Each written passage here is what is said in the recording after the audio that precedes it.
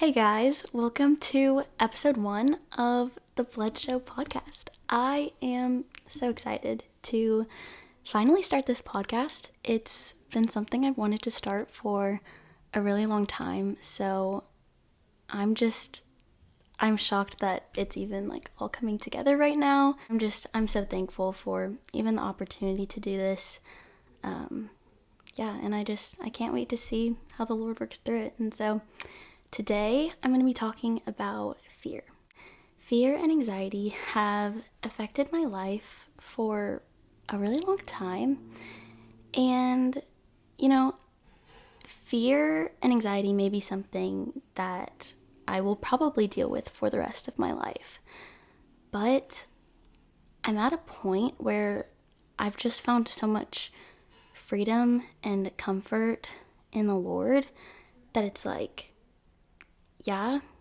I may have to deal with these things until the day that I die, but the joy of the Lord is so much greater than anything that I'll ever walk through. And so I hope that today I'm able to share kind of what that's looked like in my life, and I hope that this encourages you or inspires you in some way. So I first noticed anxiety when I was probably in 5th grade, I think it was. I was pretty young. And my family was visiting a new church, and they dropped me off at the Sunday school class that, a lot of churches have. And so I was just in a room with a bunch of other kids my age, and it was a pretty decent sized church. And so there were quite a lot of kids in that room. And I just remember walking in and feeling so overwhelmed.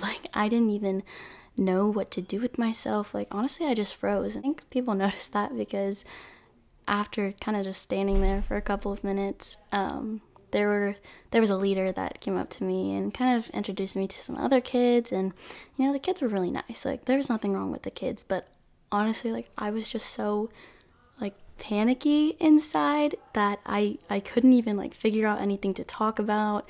I was just so afraid, and I didn't even know why. I got through the class, but I remember when my parents were kind of asking us how we felt about the church, if we liked the Sunday school class. I just remember being it wasn't really my thing. I don't really want to go back.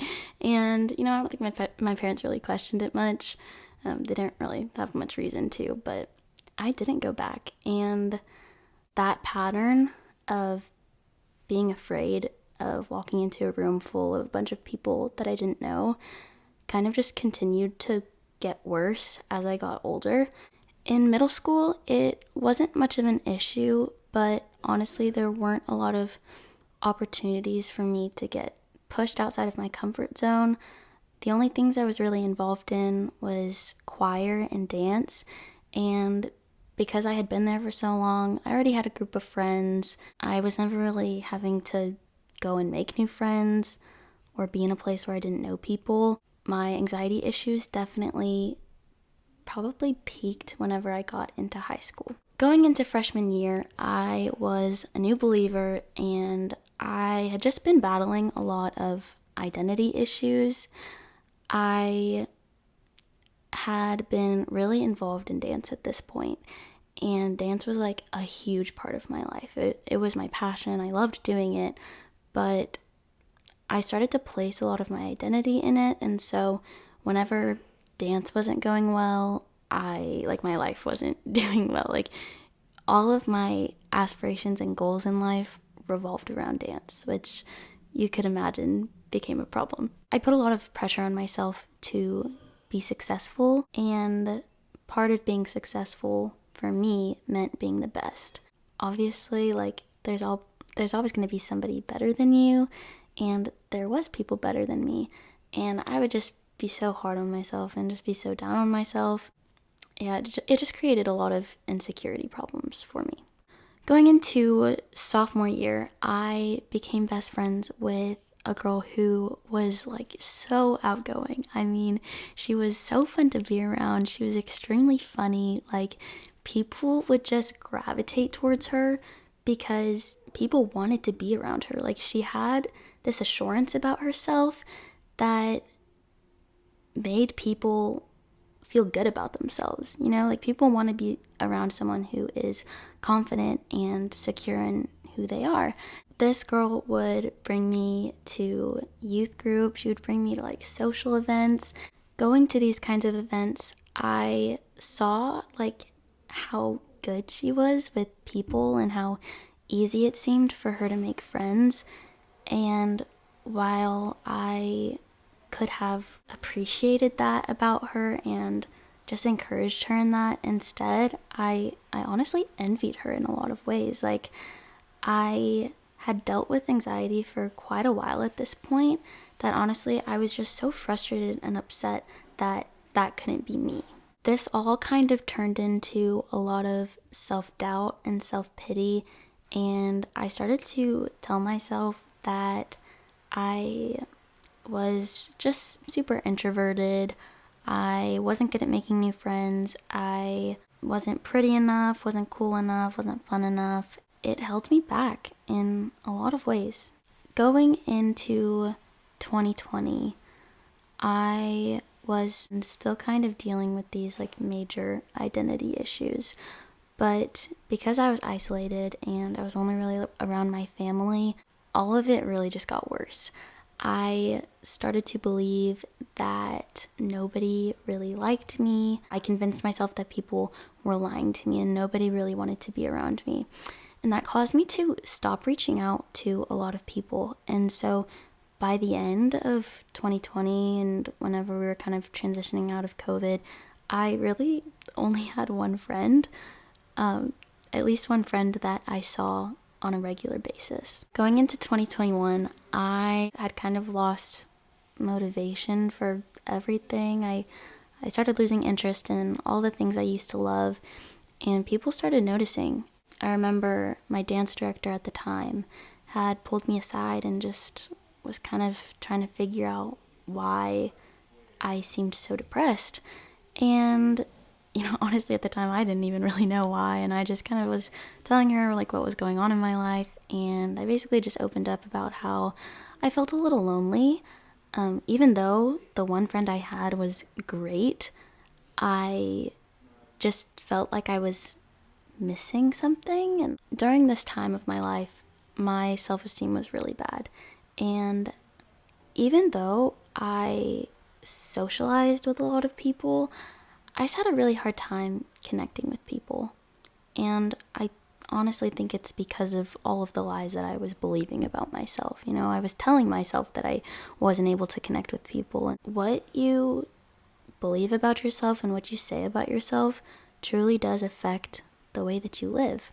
By the grace of God, I eventually ended up connecting with some amazing people. I am still friends with these girls today, and they are just such a blessing. Like, I truly don't know what I would have done without them at this time of my life, and I think the Lord was just so intentional to place them in my life. I truly believe that He knew that I needed people like this, and they just stepped in, and they were just such great friends. I mean, they encouraged me in ways I didn't even know was possible. And, as I kind of started to seek community with more people besides the one friend that I had, I kind of started to get out of my self-doubt, self-pity phase that I was going through. Even though my self-esteem was still really low, I had good people that I was surrounding myself with, and that truly made all the difference. So going into summer of 2021, there was a dance intensive that I had been wanting to do for years at this point. But in previous years, I either wasn't old enough or things just didn't really line up. It was in Dallas, and so at this point, I was 16. I had my own car. I had gotten the okay from my parents. We worked out a place for me to stay. And so I ended up sending in an audition, and I got accepted probably a couple weeks later. And man, like, I was so excited. I was like, I don't even know how I made it into this. Like, people that go to this are so talented and amazing. I remember after kind of being excited and letting it set in, this cloud of like fear just came over me. And I mean, I was just like, I don't know how I'm gonna do this. Like, I can't go. I told myself, I was like, I can't go. There's no way. When I started to talk about it with my friends and just kind of say, yeah, like, I don't know if I'm gonna go. I don't really see it working out right now. They would ask why, of course. And my answer was, I mean, always, well, what if I can't keep up? What if people don't like me? What if I fail? Like, just all of these what if questions.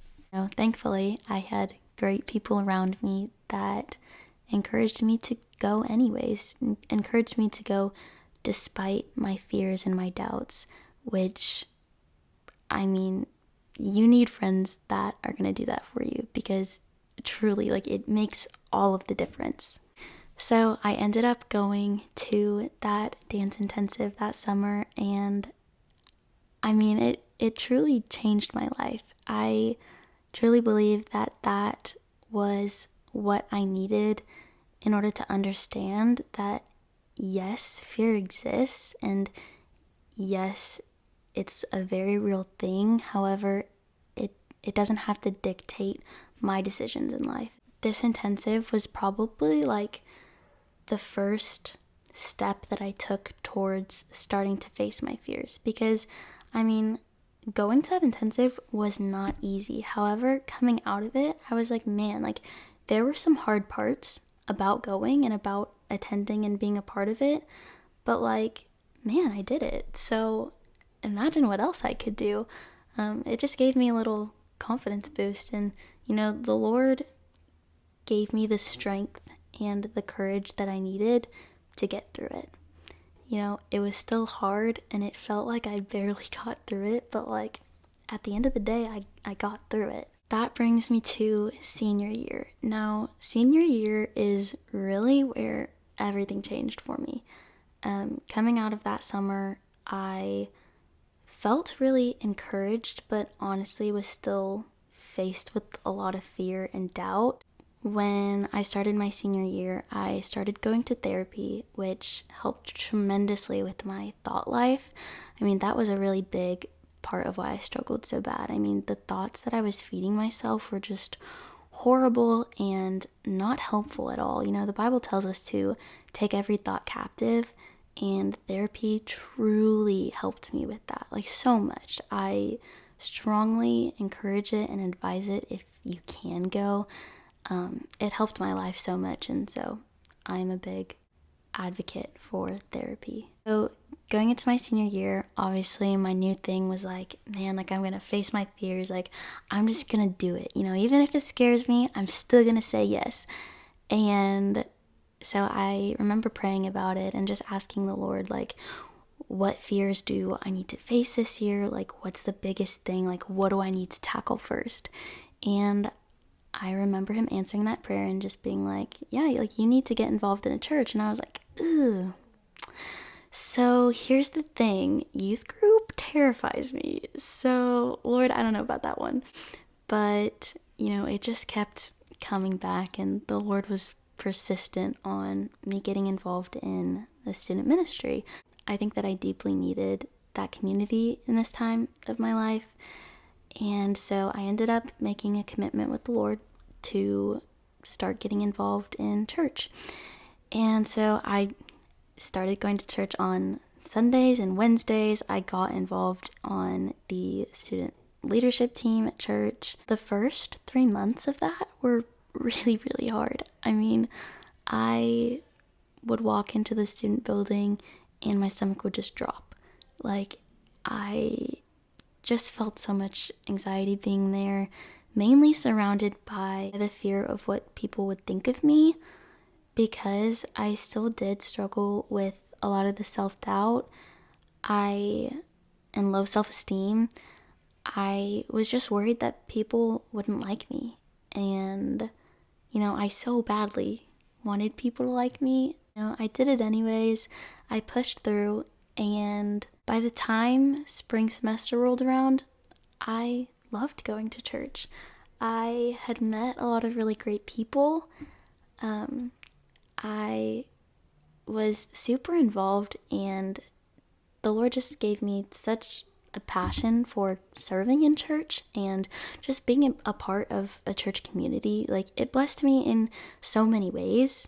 By the end of my senior year, my pastor actually invited me to speak on like a panel type deal for one of the last like student ministry midweeks of the semester. And that was, I mean, if you had asked me to do that a year prior, I would have completely said no. I would have laughed. I would have been like, nah, like, I'm not good at public speaking. Like, I can't get up on a stage with a microphone. No way. You will not catch me. But I remember when he asked me, I so badly wanted to say no, but I knew in my spirit, and I knew after everything that I had gone through leading up to this point, like, that was something that I needed to say yes to. And so I did, and I got to share a little bit about how I got involved in the church and kind of just like went all in without really knowing anybody or knowing what to expect. And so that was really special to me. I was really grateful for that opportunity. And man, I think it was just such a testimony to how the Lord worked in and through that year. You know, like, that was just another fear that I was able to face. I want to leave you guys with some verses. So Proverbs 3:25 through 26 says, "Do not be afraid of sudden terror or of the ruin of the wicked when it comes, for the Lord will be your confidence and will keep your foot from being caught." The Lord is your confidence. Like, facing your fears is not going to be easy, and I would have never been able to do it had I not known the Lord. Like, He truly equips you with everything that you need. And I want you to believe that. If you don't believe that God will provide you with everything that you need, then, you know, it's not going to do anything. Like, you truly have to trust that what He says is true. And man, you have to follow through with it. You have to do it. Another one is 2 Timothy 1:7. "For God gave us a spirit, not of fear, but of power, love, and self-control." And so God's will is not for you to live in fear. Like, He wants you to be bold. He wants you to be courageous. He wants you to say yes to the opportunities that He's giving you, even though you might fail, even though it might not turn out the way that you want it to. Like, you are not called to be successful in everything that you do. And that is something that I am still learning, and it's something that I struggle with every single day. I mean, I hate feeling like a failure. I hate failing. Like, I hate doing things I'm not good at. I hate walking into situations where I don't know the outcome, but that's where I've had to rely a lot on the Lord to step in and be my confidence, be my strength, be my security. I was not able to do any of it in my own power. It was solely through His Spirit that I was able to conquer any fear. So with that being said, that concludes episode 1 of the podcast.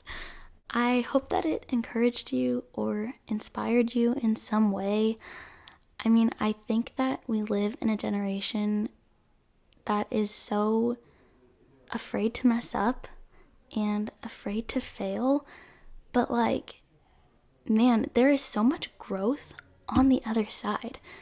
Failure is not a bad thing. And I am talking to myself right now because that's hard for me to grasp, and that's hard for me to believe, because I'm a very goal-oriented person. Like, I want to be successful. I want to do things right. But at the end of the day, we live in a fallen world, and we're going to mess up. We're going to fail. It's through those failures that the Lord produces character in us. And like, you want that character. That's what's going to build you up, and that's what's going to make you stronger. And you know, you're gonna learn so much through failure. And so even though it sucks and it's not great, it's so worth it. So yeah, thank you guys so much for listening.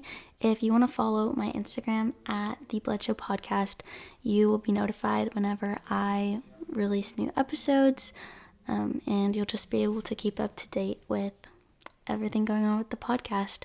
So thank you guys so much for listening, and God bless you.